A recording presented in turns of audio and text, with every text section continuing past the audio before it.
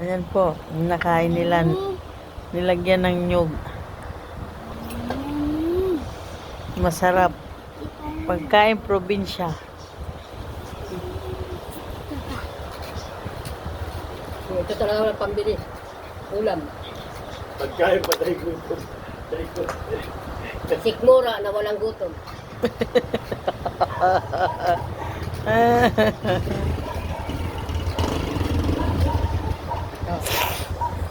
Lagyan mo na. Ayun na, nagkagawa na sila. Kain po daw kayo. Ulam niya ay nyug. Nilagay sa kanin.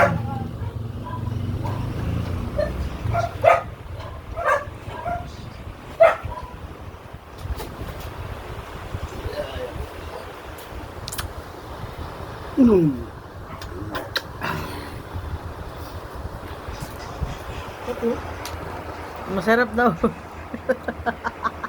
Ayan. Masarap daw. Namiss lang daw po niya ang pagkain probinsya.